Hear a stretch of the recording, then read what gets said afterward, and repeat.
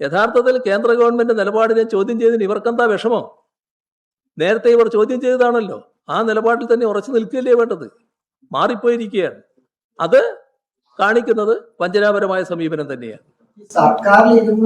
എന്തിനാണ് നിങ്ങൾ കാത്തിരിക്കുന്നത്? നിങ്ങൾക്ക് എന്താണ് ഈ രണ്ടുപേരെ ഉൾപ്പെടുത്തണം നിർബന്ധം?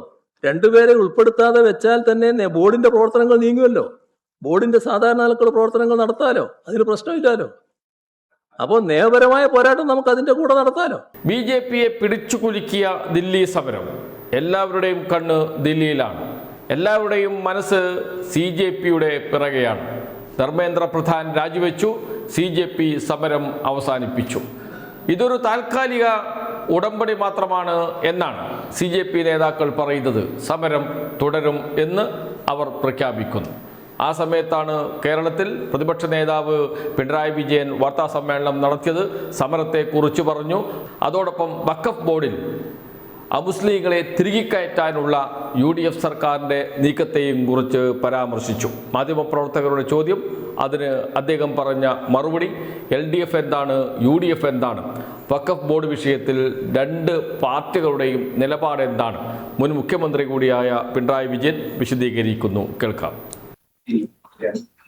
കഴിഞ്ഞ LDF സർക്കാരിനകത്ത് 2 സീറ്റ് ഒഴിച്ചിട്ടതാണ് ഇപ്പോൾ. അത് അമുസ്ലിങ്ങൾക്ക് വേണ്ടിയായിരുന്നു എന്നുള്ള രീതിയിലാണ് കോൺഗ്രസ് ഒക്കെ പറയുന്നത്. അന്നേ LDF അംഗീകരിച്ചത് ആ സീറ്റ് ഒഴിവ് എന്നൊരു പോയിന്റാണ് പറയുന്നത്. അത് മനസ്സിലാക്കാനുള്ള സാമാന്യ ബുദ്ധി ഇല്ലാത്തയാളാണ് നമ്മുടെ മുഖ്യമന്ത്രി എന്ന് ഞാൻ കരുതുന്നില്ല. കാരണം അദ്ദേഹം നല്ലൊരു അഡ്വക്കറ്റ് കൂടിയാണ്. കാര്യങ്ങൾ മനസ്സിലാക്കായ്മയൊന്നും അദ്ദേഹത്തിന് ഉണ്ടാവില്ല. നിങ്ങൾ നിയമം പാസ്സായി കഴിഞ്ഞു രാജ്യത്ത്. ആ നിയമത്തെ ചോദ്യം ചെയ്യാവുന്നത് കോടതി വഴിയാണ്. ആ മാർഗം നമ്മൾ സ്വീകരിച്ചിരിക്കുന്നു.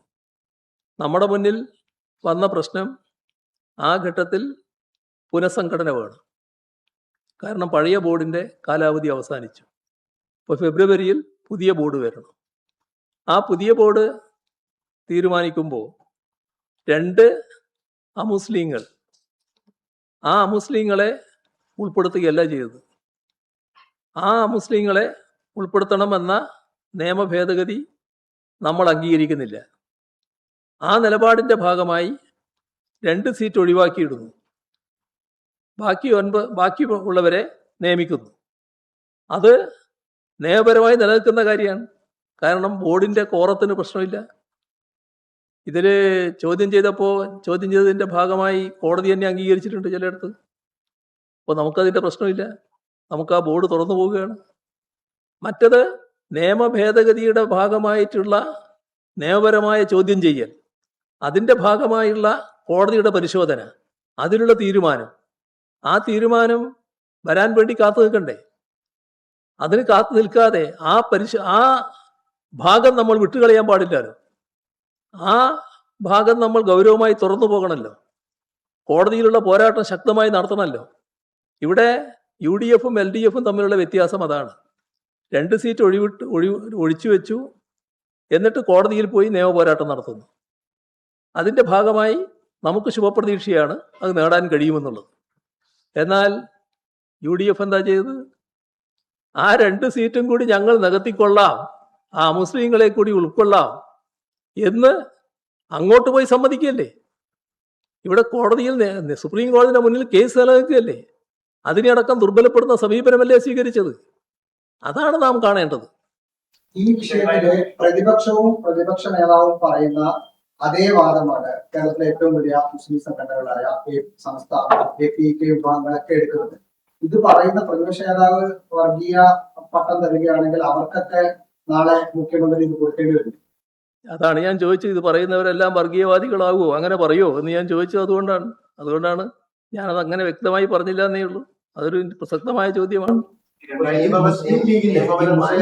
നിയമപരമായ പോംവഴി വരുന്നത് വരെ കാത്തിരിക്കാമെന്നുള്ളതാണ്. എങ്ങനെ നിയമപരമായി കാര്യങ്ങൾ കോടതി വഴി തന്നെ തീർപ്പ് വരണമെന്നുള്ളതാണ്. എന്തിനാണ് നിങ്ങൾ കാത്തിരിക്കുന്നത്? നിങ്ങൾക്ക് എന്താണ് ഈ 2 പേരെ ഉൾപ്പെടുത്തണം നിർബന്ധം? 2 പേരെ ഉൾപ്പെടുത്താതെ വെച്ചാൽ തന്നെ ബോർഡിന്റെ പ്രവർത്തനങ്ങൾ നീങ്ങുമല്ലോ. ബോർഡിന്റെ സാധാരണ നിലക്കുള്ള പ്രവർത്തനങ്ങൾ നടത്താലോ, അതിന് പ്രശ്നമില്ലല്ലോ. അപ്പോൾ നിയമപരമായ പോരാട്ടം നമുക്ക് അതിന്റെ കൂടെ നടത്താലോ. 2024 ഫെബ്രുവരി 14 തുടങ്ങിയ ഉത്തരവില് വിജ്ഞാപനത്തില് ശേഷിക്കുന്ന രണ്ടുപേരെ ഉടൻ നിയമിക്കുമെന്ന് സർക്കാർ വ്യക്തമാക്കിയിട്ടുണ്ട്. അല്ല അതുകൊണ്ടെന്താ നിയമിച്ചോ? ബോർഡിന്റെ പ്രവർത്തനം നടക്കുകയല്ലേ. രണ്ടുപേരെ ഉൾപ്പെടുത്തുന്ന കാര്യത്തിലുള്ള സമീപനം എന്ത്? അതല്ലേ സുപ്രീം കോടതിയിൽ പോയത്. ആ സമീപനം എന്താ കാണാതിരിക്കുന്നത്? അതിന്റെ പോരാട്ടം നടക്കുകയല്ലേ, നിയമപരമായ പോരാട്ടം നടക്കുകയല്ലേ. അതല്ലേ അതിന്റെ ഭാഗം. മുസ്ലിം ലീഗിന്റെ നേതാവായ പി.ടി. കുഞ്ഞാലിക്കുട്ടി അടക്കം ഈ സർക്കാർ നിലപാട് ഒപ്പുവെക്കുകയാണ്. ഈ ലീഗ് ഈ മുസ്ലിം ജനസാമാന്യത്തിൽ താല്പര്യം അപേക്ഷിക്കുന്നവർ എടുക്കുന്ന സമീപനമാണ് ചർച്ച ചെയ്യുന്നത്. അത് ശരിയാണ്.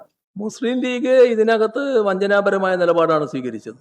അത് ഒരു കാലത്തും സ്വീകരിക്കാൻ പാടില്ലാത്തൊരു കാര്യമായിരുന്നു. ഇത് ഒരു മന്ത്രിസ്ഥാനമോ ഗവൺമെന്റിലെ സ്ഥാനമോ പ്രധാനമായി കണ്ടുകൊണ്ടുള്ള നിലപാടല്ല ഇത്തരം കാര്യങ്ങൾ സ്വീകരിക്കേണ്ടത്. അതുമായി ബന്ധപ്പെട്ടൊരു വിഷയം ഇതിൽ വരുന്നില്ലല്ലോ. യഥാർത്ഥത്തിൽ കേന്ദ്ര ഗവൺമെന്റ് നിലപാടിനെ ചോദ്യം ചെയ്തതിന് ഇവർക്കെന്താ വിഷമോ? നേരത്തെ ഇവർ ചോദ്യം ചെയ്തതാണല്ലോ. ആ നിലപാടിൽ തന്നെ ഉറച്ചു നിൽക്കുകയല്ലേ വേണ്ടത്. മാറിപ്പോയിരിക്കുകയാണ്. അത് കാണിക്കുന്നത് വഞ്ചനാപരമായ സമീപനം തന്നെയാണ്. സർക്കാരിൽ ഇരുന്ന് മുസ്ലിം ഇതര വിഭാഗത്തിൽപ്പെട്ട രണ്ടുപേരെ നിയമിക്കാൻ സർക്കാരിന്റെ കൂടെ ഭാഗമായി ലീഗ് തീരുമാനിക്കുകയും അതിനൊപ്പം തന്നെ ഇവരെ നിയമിക്കരുത് എന്ന് പറഞ്ഞ സുപ്രീം കോടതി ഹർജിയും കൊടുത്തിരിക്കുന്ന ഒരു ഇരട്ടത്താപ്പ് കൂടി ഇതിനകത്തില്ലേ ലീഗിന്റെ ഭാഗം? എല്ലാം ഹർജി നേരത്തെ കൊടുത്തല്ലോ. ഹർജി നേരത്തെ കൊടുത്തു. ആ ഹർജി LDF സർക്കാരും കൊടുത്തു. ആ ഹർജിയുടെ കൂടെയാണ് ലീഗിന്റെ ഹർജിയും ഉണ്ടായത്. അത് ശരിയായ സമീപനം. പക്ഷെ ആ ശരിയായ സമീപനത്തിൽ നിന്ന് മാറി ഇപ്പം നിലപാടെടുക്കുന്നു. അത് വഞ്ചനയാണ്. അതാണ് നാം കാണേണ്ടത്.